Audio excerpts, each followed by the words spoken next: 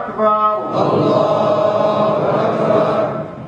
الله أكبر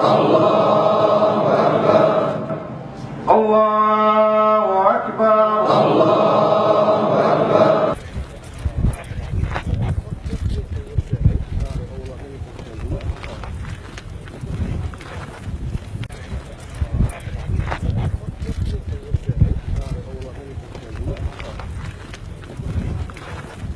السلام عليكم ورحمة الله وبركاته. مركور وحنا لها عيد مبارك عيد مبارك عيد ونكسن كل عام وأنتم بخير. إلهي وحن كرجينا سنة كيس إنه جارسيو عفمات يو عبادة سن. إلهي وحن كبرينا سنة صوص على إنه جارسيو نبض يبرواقو يهرمر وحن رواينا من شيء nabadda waxaa loo baahan yahay baadi goob inaan u galno. nabaddu waa nolol. haddii aadan nabad haysan nolol ma jirto. hanti kastoo aad leedahay wax kastoo aad haysato hadduusan qalbiga kuu deganayn nolol ma haysatid. laakiin haddaad nabad haysato xaqiiqatan waxay tahay bannaanka inaad ka seexan karto. laakiin guri kasta oo shuba hadduu ku dhisan yahay oo aysan nabad jirin waxa weeye waxaan hubaa inaad gudaas aadan ku seexanin ama aadan ku raaxaysanin. marka waxaa loo baahan yahay kulligeen inaan maxaan ku lahaa baadi goob aan ku sameyno nabadda. waana waxyaabaha soomaaliya looga hormaray, waxyaabaha dibudhaca nagu riday weeye. maxaa loo diiday marka nabadda? waxaa loo diiday dad aan ogolayn diinteenna aan ogolayn oo khawaarij la yidhaahdo oo dibadda laga soo maxaa ku lahay musaafiriyey dalalkoodii laga soo musaafiriyey oo ajnabi u badan oo ay duursadeen oo ay marin habaabiyeen dhallinyaradeenna dhallaankeenna carruurteenna ay marin habaabiyeen. waa ajnabi dalalkoodii ku noolaan waayey. waa ajnabi ka soo haajiray dalalkoodii oo weliba dalalkoodu aan hubno inuu yahay dal qaarkood muslimiinah ama muslimiin ay degan yihiin oo haddii wax ay sheegayaan ee dhab tahay ay ahayd inay ka bilaabaan horta meeshay ka bilaabeen, meesha ay deganaayeen iyo dadkooda inay ka bilaabaan. laakiin waxay noola yimaadeen waxay tahay inay dalkeenna aysan ogolayn wax Soomaaliya la yiraahdo aysan ogolayn. calankeenna aysan aaminsanayn oo ay wataan calan madow. waxa ay diidan yihiin dowladnimadeena diidan yihiin. meel alla meesha ay joogaan ama meel alla meesha ay ka shaqeeyaan waxay ka shaqeeyaan burburka shacabka iyo burburka bay'ada. macnaheedu dadkana waa dilaan, geedahana waa jaraan. macnaheedu waxay tahay Soomaaliya inay xaalufiyaan, ay ka xaalufiyaan dadka Soomaaliyeed ay xaalufiyaan ee deegaankeena ay xaalufiyaan. waxa ku xiga marka waxa ka hor istaagi kara mashruucooda ama barnaamijka wax ka istaagi kara waa dowladnimo. marka waa inay dowladda la dagaalaan. markay dowladda ay la dagaalaan waxa u suurtoobaysa ajnabi badan inuu halkan yimaado inay sheegaan wax Soomaali la yiraahdo inaysan jirin. maxaad yeelaysaa marka haddii cadow uu kugu soo duulo oo uu ku diido noloshaadii ku diido, dalkaadii uu diido, dadnimadaadii uu diido, diintaadii uu diido? maxaa kugu waajiba? waxaa kugu waajiba inaad u dhimato marka oo aad ku tahay shuhada, aad ku tahay oo aad ku jihaado yaa kugu waajiba. hawshaas way hawsha laydin tababaray. waa hawshii aniga farinteedii aad ajiibteen oo aad ka jawaabteen markii uu dhacay qarxii weynaa 24 Oktoobar ay ku laayeen 500 oo Soomaali oo waxba galabsan, oo caruur leh, oo dumar leh, oo culimo leh, oo ciroolo leh, oo cid walba leh. waxay ku tusaysaa marka hadday heli karaan dadka Soomaaliyeed inay ku laayaan, hadday layn waayaanna ay qaxiyaan. marka maxaan nahay marka annaga? iyagu waxay haystaan wax ka badan annaga haysana. laakiin waxaa laga yaabaa inay caqiidadooda oo aan runta ahayn oo ay ku sheegeen diin islaam inay tahay inay aaminsan yihiin hadday dhintaan inay janno galayaan. annaga marka waxaa loo baahan yahay inaan aaminsannahay tooda iyo mid ka xoog badan. maxaa yeelay teena xaq ah diinteenna sax ah oo aan ogolayn qof bini aadana wuxuu rabaa ha hado in la dhibaateeyo in dhiiggiisa la banaysto in dhaqaalihiisa la qaato in hanti la burburiyo waxaa wata dadkaas ajnabi sababta ay halkan u yimaadeen marka waxay tahay inay gumaystaan iyo rabaan ummadda Soomaaliyeed inay gumeeyaan iyo rabaan isticmaalka lagu yaqaanay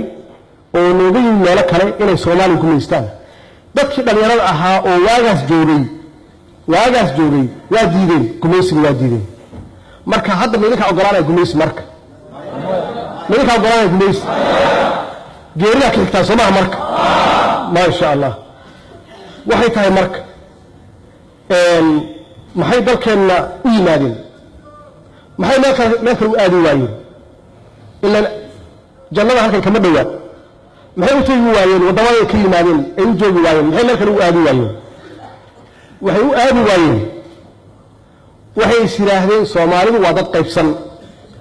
Soomaalidu waa dad u qaybsan qabiilo Soomaalidu waa dad aan wadaniyad lahayn oo la soo dhaxmari karo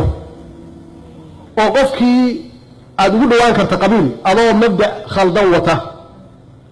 Soomaalidu waxay aamineen inaan nahay dad musuqmaasuq ah oo haddaad ciidan tihiin rasaastaad ka iibinaysaan marka aad ka iibinaysaan raashinka aad haysaan aad siinaysaan yay aamineen waxay aamineen Soomaalidu inay u jilicsan yihiin shisheeye oo dad shisheeye ah meel kasta ka yimaadaan siyaasiyiintooda iyo dad ahaanba inaan u jilcinay muddo 30 sano ah markaan burburnay kadib xaqiiqatan marka intaas ay sheegeen waxa weeye wax jira maaha laakiin waa waxa iyagu ay ku soo dagaalgeliyaan dhalinyaradooda ay niyad ugu soo dhisaan ay ka dhigaan idinku inaad tihiin dad aad u jilicsan oo aan dhabar adag lahayn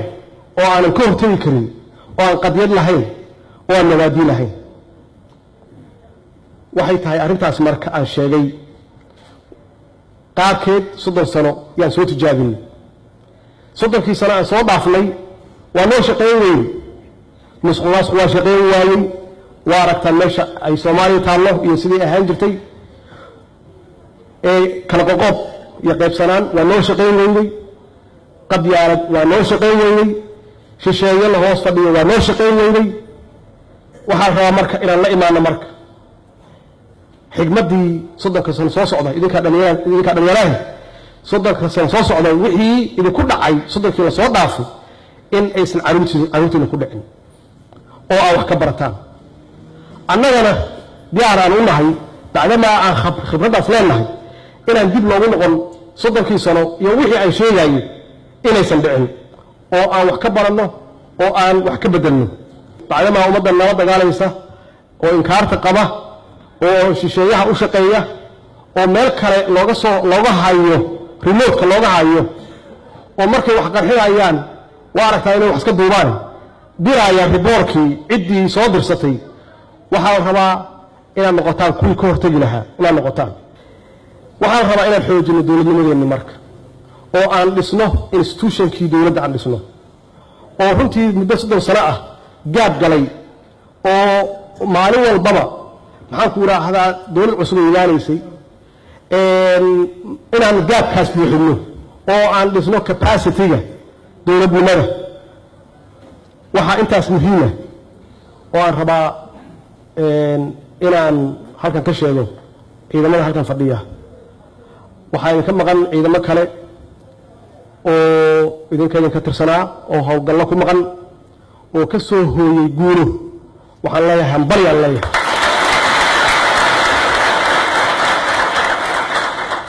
waa shaqadii ugu horreysay galeen waana xaqiiqa intaan sheegay وحوي إن لا بنته أنت عن شيء هدان دينه أو جنيس نو جنون هدان لنا هيدات كان دينته محمي إن الله دجاله دات كان دينين الخالق أحين إن الله دجاله دات كان دبل مدن أنا أقولين إن الله دجاله دات كان دل كنا أنا أقبلين عن خالق أحين إن الله دجاله قف كي ودنته قف كاسي وحوي أهل الجنة intii dhimatayna allah u naxariisto kulligeen waa dhimanaynaa labaan kala dooranaynaa in si foolxumo ah inaan ku dhimanno iyo si sharaf leh adigoo sharafkaaga iyo sumcadaada iyo karaamadaada iyo dalkaaga iyo diintaada difaacana inaad dhimato si sharaf inaad u dhimato yaa ka wanaagsan adigoo darxumo u dhinta oo mustaqbal la'aan u dhinta marka sidaas darteed allah u naxariisto intii dhimatay kulligeen waan wada dhimanaynaa diyaarna waan u nahay kulligeen inaan dalkaan nafteenna dhiiggeenna aan u bixinno ugu dambayn kulligeen waa howlgelaynaa insha allah hadduu ilaah yidhaahdo dalkaanna waa xoroobayaa markuu xoroobana insha allah wuxuu gelayaa dalkan wuxuu helayaa sharafkiisii iyo sumcadiisii iyo karaamadiisii uu adduunka ku lahaan jiray adduunka waxay noo yaqaaneen inkastoo muddadan dhexe wax naga hallaabeen waxaana loo yaqaanay soomaali inay yihiin dad geesiyiina waxaa loo yaqaanay dad firfircoon dad creativity leh dad aanan quursi ogolayn yaa loo yaqaanay meeshaasna idinkaa la rabaa inaad ku soo celisaan gacantiinay ku jirtaa iyo gacanta ilaahay diyaar muutu inaad ku soo celisaan diyaar muutu inaad u dhimataan diyaar muutu inaad dhiiggii u dahaysaan wasalaamu calaykum waraxmat ullaahi wabarakaatu